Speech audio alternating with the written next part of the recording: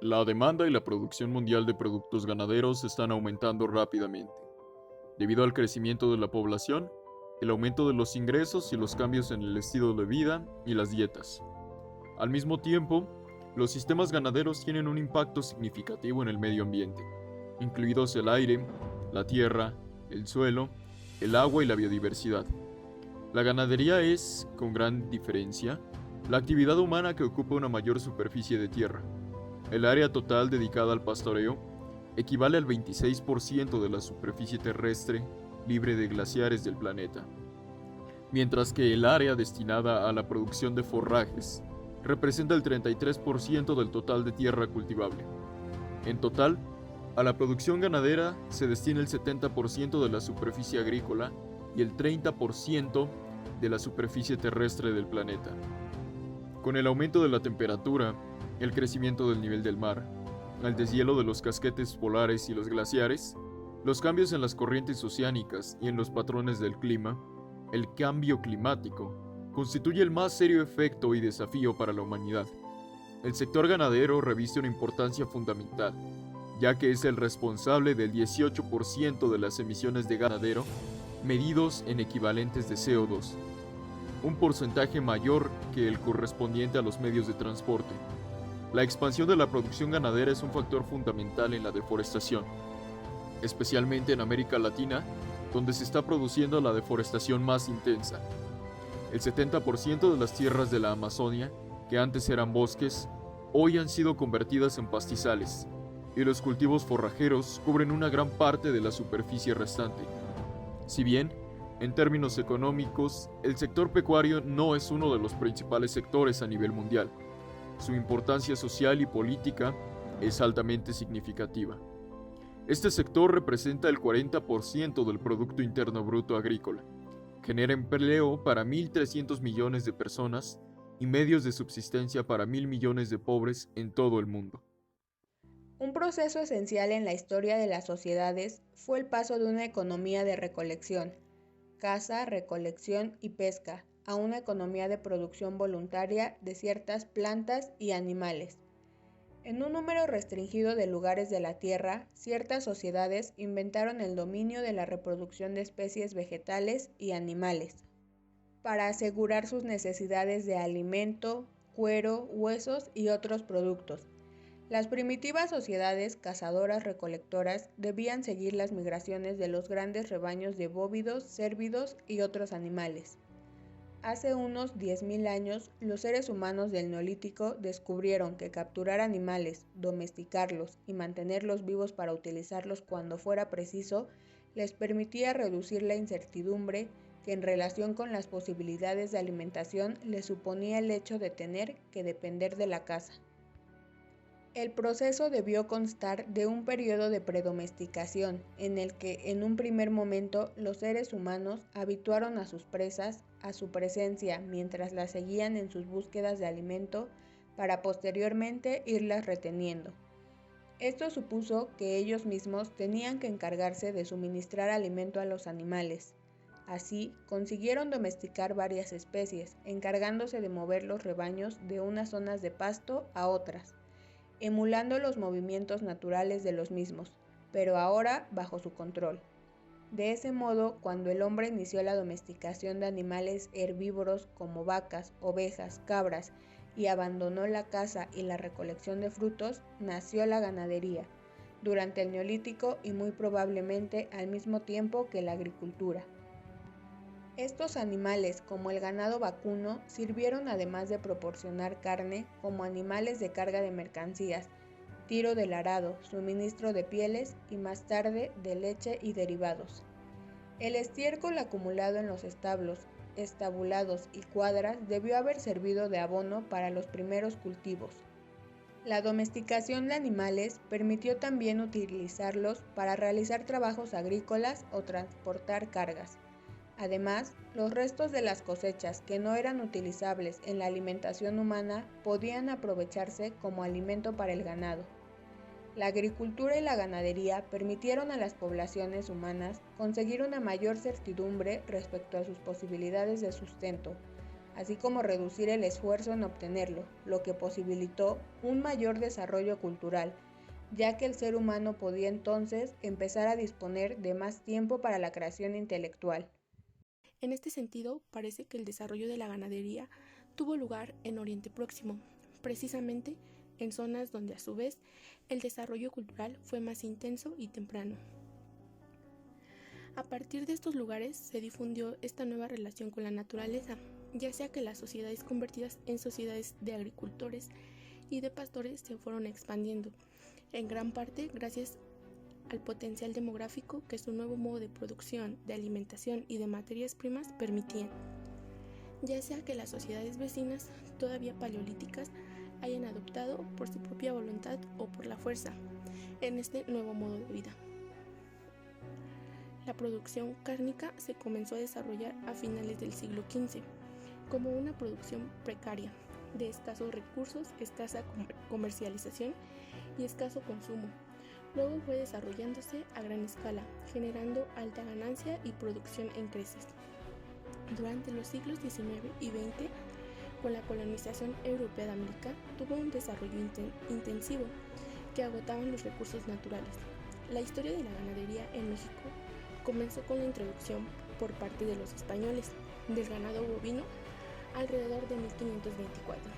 Las condiciones naturales favorables que ofrecía nuestro territorio hicieron que los animales se multiplicaran de una manera extraordinaria en los campos de la Nueva España, volviéndose poco a poco los animales más útiles del continente.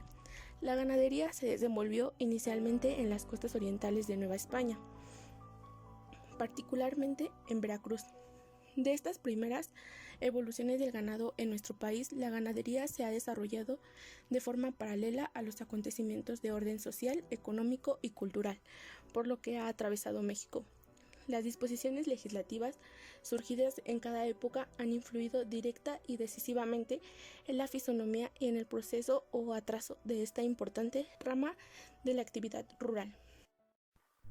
El Programa Nacional de Desmontes, mejor conocido por su acrónimo PRONADE, de 1972 a 1983, fue un programa gubernamental mexicano que pretendía talar un total de 24.598.797 hectáreas, es decir, el 12% del territorio nacional, en su mayoría de selva alta perennifolia y selva mediana perennifolia y caducifolia, con el objetivo de convertir esas tierras en pastos para el ganado, pues consideraba que la vegetación original no era económicamente rentable.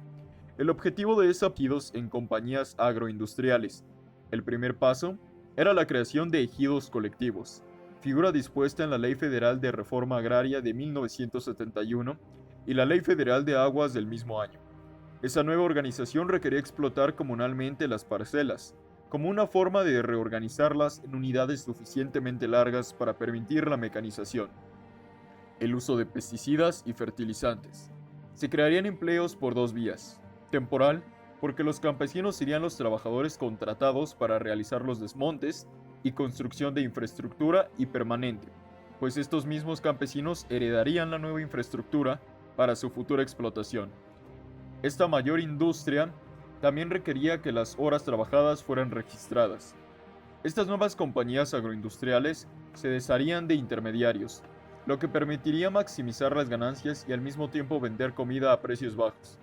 Los precios bajos, a su vez, harían ciertos alimentos más asequibles a la población, lo que mejoraría la nutrición del campesino y del mexicano en general. Al mejorarse los ingresos de las comunidades rurales, se convertiría a los campesinos en sujetos de crédito, lo que permitiría a la gente tomar créditos bancarios por cuenta propia. También se incrementaría el arraigo del campesino a la comunidad y disminuiría la migración campesina a las grandes ciudades. Esta nueva organización, teóricamente, abriría una nueva oportunidad para una mayor participación de los campesinos en el manejo de la empresa productiva. Dependiendo del destino que se le daría a estas nuevas tierras, ganadero o agrícola, la metodología a seguir para el desmonte era distinta en cada caso. Las especificaciones para los trabajos de desmonte para el uso ganadero eran las siguientes. La tumba consistía en el derribe y arranque de árboles, arbustos y vegetación en general, mediante métodos que permitían realizar esta labor en forma rápida, económica y eficiente. Para el caso específico, se seleccionarían previamente aquellos árboles que no deberán ser derribados para utilizar posteriormente como sombreados del ganado. Junta. Después de la tumba deberían quemarse y juntarse el material vegetal derribado y se formarán cordones o camellones con una separación de 100 metros como mínimo en terrenos planos. Esta labor se efectuará como lo permitan las condiciones del lugar y de acuerdo al criterio del supervisor. Quema de monte. Es la incineración por medio del fuego, del producto vegetal obtenido de la operación de la tumba y acamellonado, una vez que se haya secado en forma que permita su quema. En septiembre de 1972, el secretario de Agricultura y Ganadería Manuel Bernardo Aguirre anunció oficialmente el inicio del PRONADE, poniéndose inicialmente en marcha en los estados de Veracruz, Oaxaca y Yucatán. En 1977, José López Portillo redujo el presupuesto del PRONADE y aproximadamente 3 años después es extinguido. En 1982, el lugar del PRONADE fue tomado por el Comité Planificador del Desmonte. Ahora se sabe que el PRONADE comenzó en el año 1972 y finalizó aproximadamente en 1982. Respecto a su extensión, en total son 16 estados: Campeche, Chiapas, Durango, Guanajuato, Jalisco, Hidalgo, Nayarit, Oaxaca, Querétaro, Quintana Roo, San Luis Potosí, Sinaloa, Sonora, Tamaulipas, Veracruz y Yucatán. De los 31 que posee la República Mexicana, donde se sabe que el PRONADE fue implementado. Esta evidencia de inmediato desbanca el otro gran mito sobre el PRONADE, pues es evidente que fue implementado más allá de las regiones del trópico y subtrópico húmedo mexicano. El PRONADE y proyectos hermanos nunca tuvieron los resultados esperados. De hecho, en la mayoría de los casos la productividad fue tan baja que nunca se lograron recuperar los costos de producción. Los relieves escarpados de la Sierra de Cualcomán, el clima tropical seco, la falta de vías de comunicación y la superficie laboral casi ausente, hacen del suroeste de Michoacán una región desprovista de ventajas comparativas y poco poblada. Ahí, el cultivo bajo tumba y quema domina todavía, así como las otras formas de explotación del suelo.